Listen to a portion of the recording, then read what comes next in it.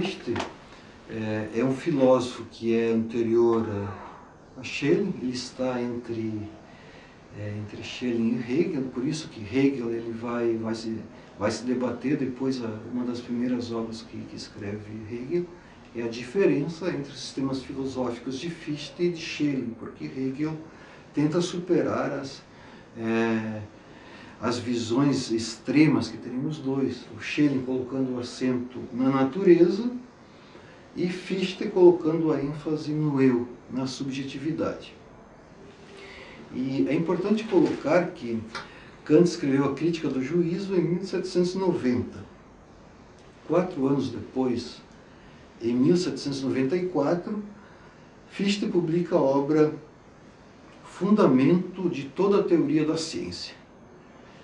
Kant estava vivo, Kant teve algumas informações, leu um pouco sobre Fichte e sobre Schelling, mas Kant não viu grande valor, achava que eles eram delirantes, não viu grandes méritos filosóficos e, em resumo, Kant não compreendeu o movimento romântico, o sentido que tinha, e achava que era uma filosofia de uns sujeitos delirantes. E, no entanto, a obra de Fichte possui uma grande relevância filosófica, como nós veremos aqui brevemente nessa aula. A obra de Fichte, Fundamento de toda a Teoria da Ciência, ou como ela foi conhecida, a Teoria da Ciência, foi uma obra que influenciou de modo decisivo a evolução do romantismo alemão. Havia nessa época uma predisposição, uma atmosfera romântica, porque as pessoas liam Fichte e ficavam fascinados. É uma obra bastante abstrata, mas que tem uma grande valorização da subjetividade. Hoje nós não ficaríamos fascinados porque essa valorização do eu puro, que cria a si mesmo, teve o seu tempo. Mas era uma época que valorizava muito a subjetividade. E Kant também ajudou, porque na Crítica do Juízo, a noção de fim natural, como Kant compreende a natureza também como se fosse um organismo, e o modo como Kant compreende o gênio enquanto criador da obra de arte bela, influenciaram bastante para que os românticos estivessem com muita vontade de fundamentar filosoficamente essa subjetividade, que atuaria tanto na arte quanto na filosofia. E Fichte percebe que há em Kant um problema, que Kant não conseguiu resolver nas duas primeiras críticas, na Crítica da Razão Pura e na Crítica da Razão Prática, que são as famosas antinomias kantianas, entre sensibilidade e entendimento, entre determinismo e moral do dever puro, entre fenômeno e coisa em si, entre ciência e moral, ou entre natureza e espírito, entre corpo e alma. Fichte quer superar esses dualismos, essas antinomias, quer chegar a um princípio que unifique. E ele faz isso com uma audácia que é surpreendente, que é o seguinte: bom, se nós temos um dualismo entre dois termos, por exemplo, natureza e espírito, a saída está em negar, em abolir um dos dois termos. É o que Schopenhauer vai dizer, isso é um truque, um passe de mágica, um hocus pocus. Como se fosse possível suprimir a natureza por uma simples declaração filosófica. Mas o que Fichte coloca como experimento de pensamento, como ensaio, aqui é o seguinte: ou existe a liberdade humana do espírito, ou existe a necessidade natural. E como aquilo que nós temos de mais próximo de nós é a nossa liberdade, Fichte vai dizer, no ponto de partida, somente existe a liberdade humana. Por isso, a doutrina da ciência, essa obra de Fichte, de 1794, quer fornecer uma explicação total da realidade humana, mas negando inicialmente a natureza. E é isso que, como nós vimos, Schelling vai criticar, porque Schelling não quer abandonar a natureza atribuindo ao mundo natural apenas um valor secundário. Mas não é o caso de Fichte. Fichte está buscando um princípio metafísico que é originário, que tem de ser universal. Os românticos estão buscando essa unidade. Esse primeiro princípio tem que ser ativo, tem que ser dinamicidade. Ele emprega um termo alemão que é o seguinte: Tathandlung, é ação efetiva, Tatsache, é fato, não pode ser algo abstrato. Qual seria esse primeiro princípio? Ele vai dizer, é o eu puro, a autoconsciência pura. Mas não nos iludamos, não é o nosso eu empírico, o nosso eu psicológico. Esse eu seria uma atividade pré-consciente, atividade que não é ainda individual, mas que os atos do eu puro estariam na base, na origem da autoconsciência e de toda a consciência. É algo muito difícil para compreender. Como compreender que há um eu puro, e esse eu puro é uma atividade pura, é um princípio supraindividual, que cada um traz em si como algo de divino, absoluto. Veja bem, cada um de nós traria em si algo pré-consciente, divino, absoluto, um eu puro, mas que ele não é ainda o meu eu, a minha individualidade, mas aquilo que depois me faz ser um eu individual. Portanto, esse eu puro de Fichte é liberdade pura, é dinamismo, é uma ação, sem nenhum pressuposto. É o eu puro que cria toda a realidade. Vejam bem, o eu puro é o criador de toda a realidade. Então aqui, se Fichte fosse ler o Evangelho de São João, ele não diria, no início era o Logos, e o Logos era Deus. Mas ele diria o seguinte, no início era o eu puro, e o eu puro põe a si mesmo. E, bom, se temos um primeiro princípio, a pergunta que cada um de nós faria é simplesmente como chegar ao eu puro, né? Porque seria o princípio que é a pedra filosofal. Se a filosofia chegasse até ele, tudo sairia maravilhosamente bem depois disso. E para Fichte, só há um jeito de chegarmos ao eu puro, que é por meio da intuição intelectual. Aquilo que Kant havia dito que não existia, que não era possível de chegarmos. Mas Fichte acha que sim, mas por um outro modo, por um processo interior, genético. Ele diz o seguinte: o pensamento que pensa a si mesmo produz tudo. Isso, podemos dizer, é idealismo puro, especulação puríssima. Para um empirista como David Hume, isso seria completamente obscuro, porque o pensamento que pensa a si mesmo produz tudo.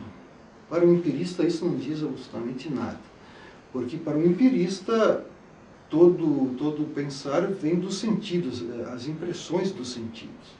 E aqui nós não temos individualidade, não temos sensibilidade, mas apenas um pensamento puro que, ao pensar a si mesmo, começaria um movimento lógico de produzir tudo, inclusive o universo, entre tudo que ele produziria.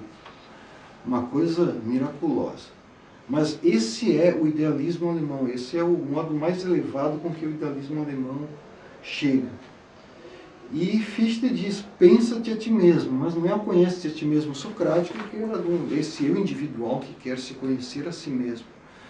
Mas esse pensa-te a ti mesmo seria voltar-se para a nossa consciência interior, para o nosso eu, e ver que no fundo de nosso eu individual há uma imaginação pura, há um âmbito transcendental, há uma atividade pré-consciente que seria o eu puro. Então, por trás de nossa consciência empírica haveria o eu puro. E esse é o primeiro princípio da filosofia de Fichte. O eu puro que coloca a si próprio. Então, para terminarmos essa parte, o eu puro em Fichte é um incondicionado, absoluto, e Fichte vai dizer, eu construo uma metafísica da consciência, só existe o eu puro que cria toda a realidade. Esse é o princípio da filosofia idealista. Isso é muito abstrato porque, vejam bem, o eu é o único objeto que tem a filosofia. E como nós entendermos que, aqui Fichte usa o termo dialética, Hegel vai usar a dialética no sentido mais forte, mais ontológico. Fichte diz que há uma dialética interna do eu. Quando o eu puro pensa a si mesmo, haveria um movimento de pensamento, porque o eu, ele estaria saindo de si mesmo.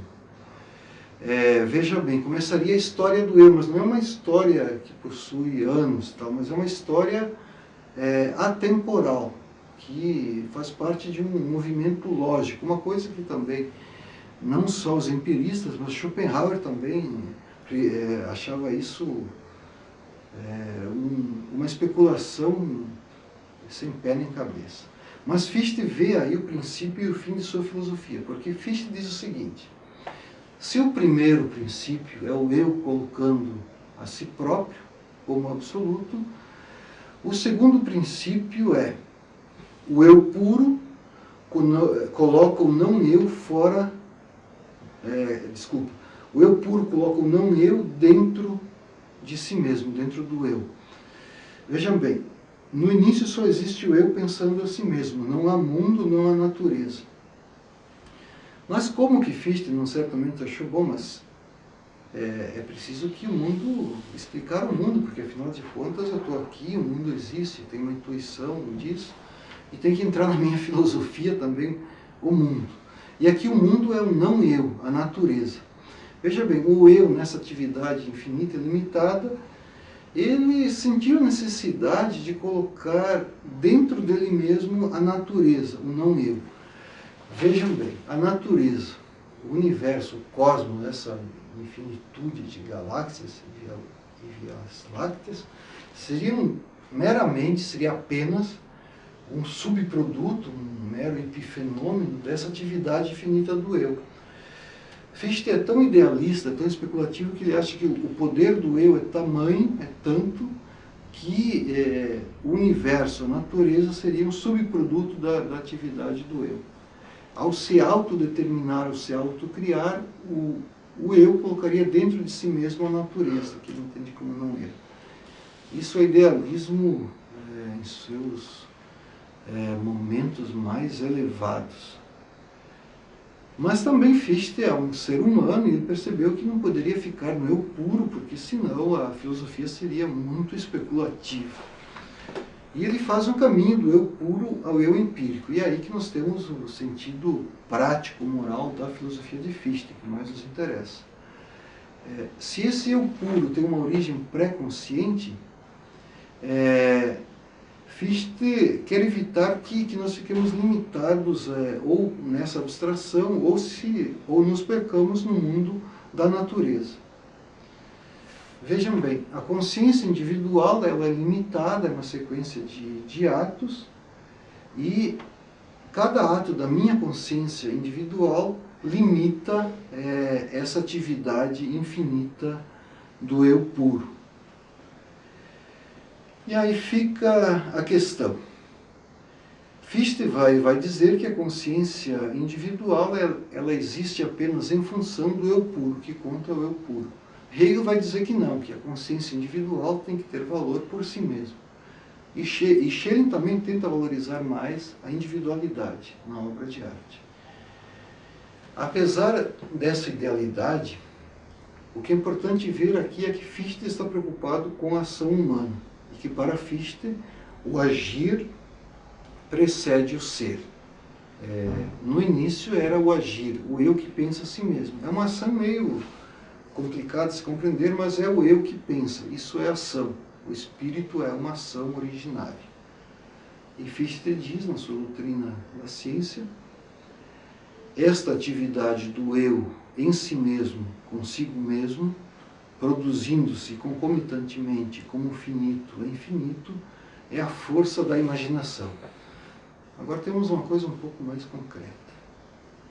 É através da faculdade, da força da imaginação, é que nós podemos compreender essa atividade do eu. O eu que se produz a si mesmo, ao mesmo tempo como finito e infinito, como eu empírico e como eu puro. E assim essa atividade da imaginação que faz com que o mundo venha à luz. Todas as formas do mundo, a natureza tem uma necessidade transcendental, ou seja, brotam da nossa imaginação, que no fundo faz parte desse eu puro e que tem uma natureza lógica, ele é pensamento, não é meramente paixão.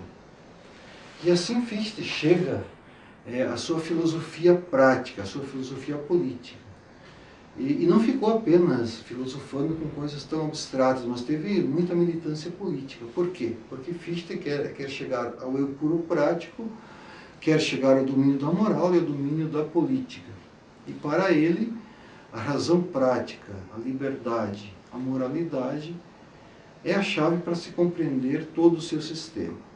Ou seja, é através da moral, da ação prática moral, que está o destino, a função do ser humano. Tenhamos em mente um aspecto. Para Fichte, a liberdade só pode se exercer se há obstáculos.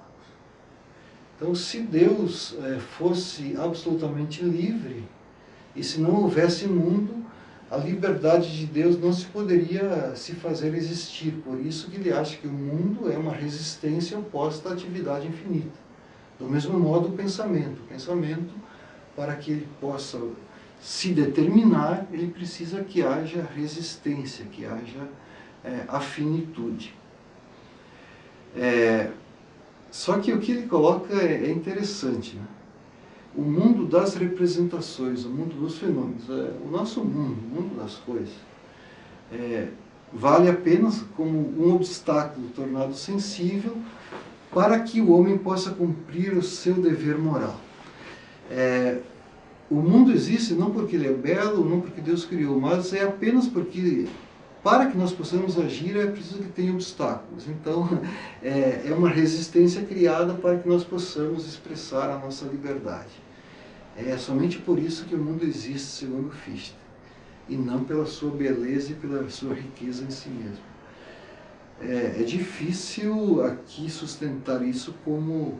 Por isso que Schelling vai criar a filosofia da natureza para ressaltar a importância que tem a natureza em si mesma. Mas a razão prática, ela vai delimitar essa atividade infinita do eu e vai propor grandes tarefas e grandes desafios para o ser humano. É um mundo que possui muitos limites e a tarefa do ser humano é de realizar esse processo de moralização ao infinito, ou seja, progredir como ser moral. Fichte pressupõe que seja possível ao ser humano realizar um progresso moral ao infinito. Nós, como seres humanos que pensam, que sentem, que agem moralmente, poderíamos nos educar, progredir. Nesse sentido, Fichte é iluminista. Ele acha que a educação, a razão, a cultura, os costumes nos tornam melhor, moralmente, espiritualmente melhores.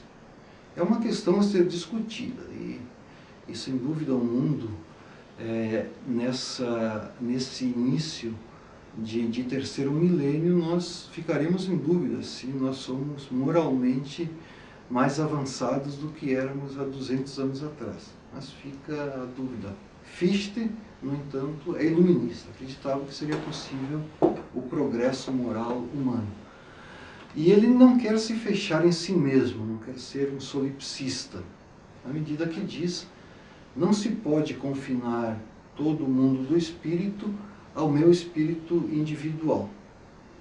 Mas o que os românticos fazem é valorizar essa introspecção, esse mergulho dentro de si, para expressar o mundo quase que incomunicável, o mundo misterioso de cada um, esses, digamos assim, esses confins da individualidade.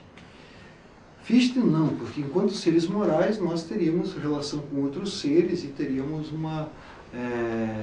aquilo que se poderia falar, o mundo da vida que nós compartilhamos e relações interpessoais. Por isso Fichte tenta dar conta de dois problemas. O primeiro deles, o problema da intersubjetividade. Como eu me relaciono com outros seres humanos, como a minha consciência se relaciona com outras consciências. E também o outro problema do absoluto, de Deus.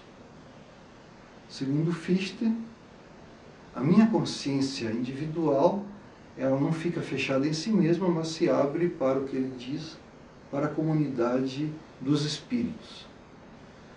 Cada consciência está vinculada a si mesma, mas haveria uma relação a partir de dentro, a partir da minha consciência, com as outras interioridades.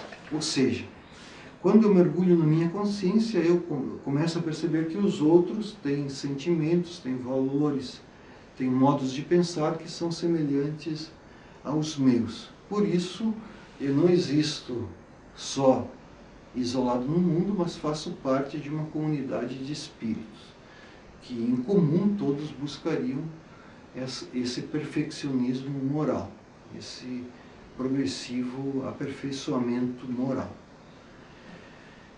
E assim Fichte conclui dizendo que no fundo da minha consciência empírica individual há essa consciência pura supraindividual que seria a mesma em todos os seres humanos. Ou seja, todos os seres humanos teriam em comum entre si o divino que os habita. Ou seja, o divino seria esse pensamento que nos impele para agirmos moralmente.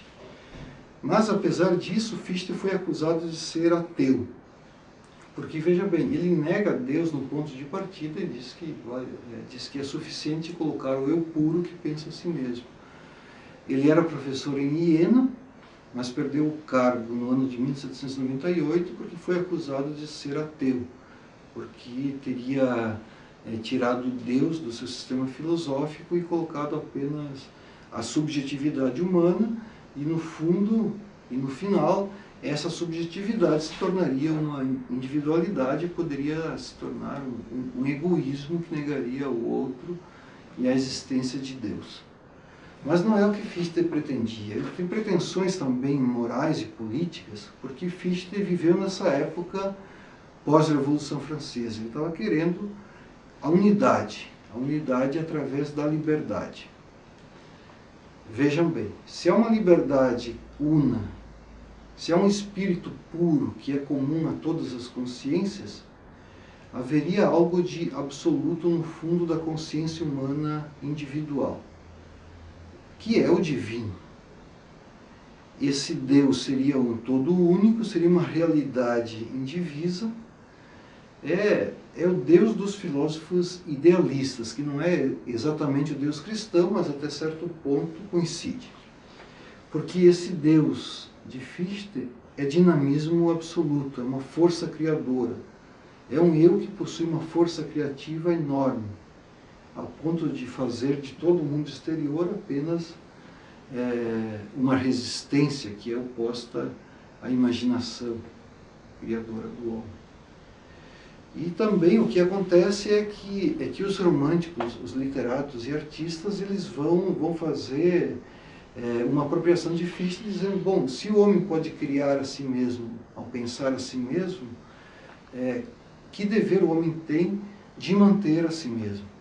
Se alguém é o seu anjo, é o criador de si mesmo, poderia ser também aquele que destrói a si mesmo.